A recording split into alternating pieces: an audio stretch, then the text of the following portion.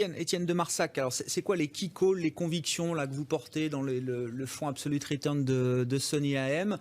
Je sais pas, des positions très tactiques, des positions plus stratégiques peut-être pour 2021. Comment est-ce que vous réfléchissez là en termes de stratégie d'investissement? Alors les thèmes qu'on défend depuis à peu près le mois de juin, c'est celui qui a été très bien exposé, pardon, et pardon pour ce lapsus, qui est la normalisation du quotidien. Donc la normalisation de la vie quotidienne qui se traduit par une normalisation des marchés financiers, une normalisation de l'évaluation et de cet écart de valeur entre la value, le secteur cyclique et puis le secteur de la croissance séculaire.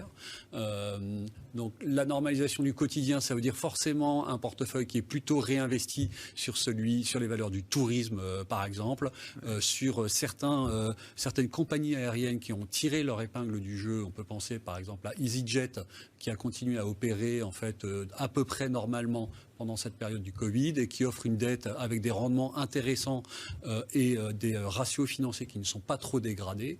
D'un point de vue un peu plus macroéconomique, donc la normalisation qui se traduit également par une reflation des prix.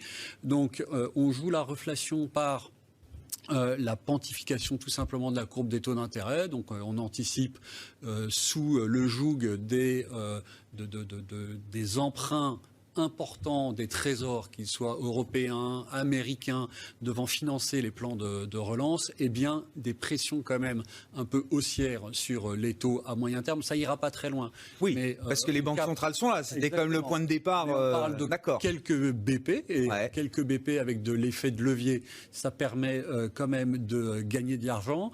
Les matières premières, bien sûr, qu'elles soient industrielles ou bien les métaux précieux, ont leur rôle à jouer dans une allocation aujourd'hui, évidemment tirée par la croissance en Asie. Et puis enfin, pour ceux qui sont plus spécialisés, mais c'est moins ma partie, le secteur de la bio, la pharmacie, l'économie verte, le green. Tout ça sont des choses qu'on regarde éventuellement sous la forme d'ETF, mais en étant moins stock picker. Et les banques